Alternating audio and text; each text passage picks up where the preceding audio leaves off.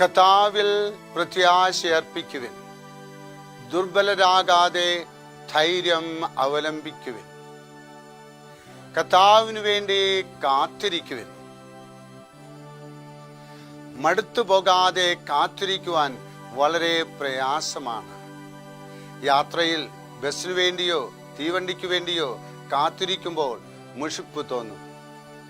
ദൈവവുമായിട്ടുള്ള ബന്ധത്തിൽ കാത്തിരുന്ന മുഷിപ്പ് തോന്നുന്ന സാഹചര്യം ക്രിസ്ത്യാനികൾക്ക് ഉണ്ടാകാറുണ്ട്. ഭാരങ്ങളും പ്രയാസങ്ങളും വർദ്ധിച്ചു വരുമ്പോൾ പോംവഴി കാണിച്ചു തരണമേ എന്ന് നാം പ്രാർത്ഥിക്കുന്നു. പ്രാർത്ഥിച്ചതുപോലെ ബുദ്ധിമുട്ടുകൾ മാറാതിരിക്കുമ്പോൾ നാം നിരാശരായിത്തീരും. മറുപടിയും സഹായവും പ്രതീക്ഷിച്ച് കാത്തിരിക്കുക ക്രിസ്ത്യാനിയുടെ കടമയാണ്. അവൻ പരാജയപ്പെടുകയില്ല.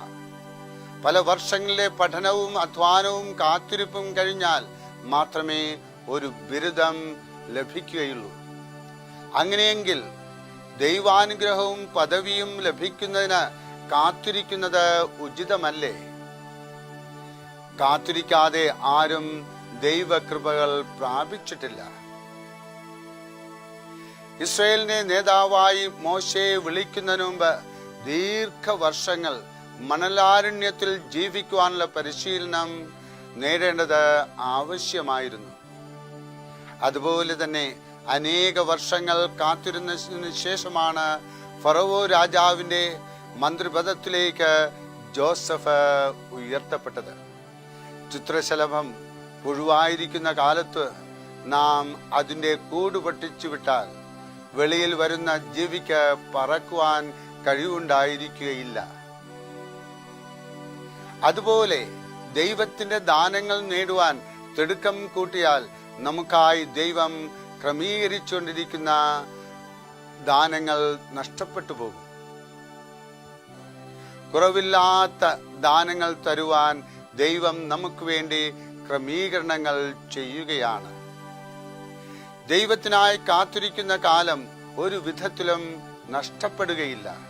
നമ്മുടെ നന്മയെ കരുതി ദൈവം ക്രമീകരണം ചെയ്യുന്നുണ്ട് എന്ന് വിശ്വസിച്ച് നമുക്ക് കാത്തിരിക്കാം.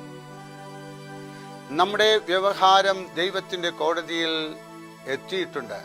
വിധി ദിവസത്തിനായി ക്ഷമയോടെ കാത്തിരിക്കാം. അതിനുള്ള കൃപ IMSM നമുക്കേവർക്കും നൽകി അനുഗ്രഹിക്കട്ടെ. അമ്മയുടെ സഹായം എപ്പോഴും നമ്മുടെ ജീവിതത്തിൽ ഉണ്ടാകട്ടെ. ആമേൻ.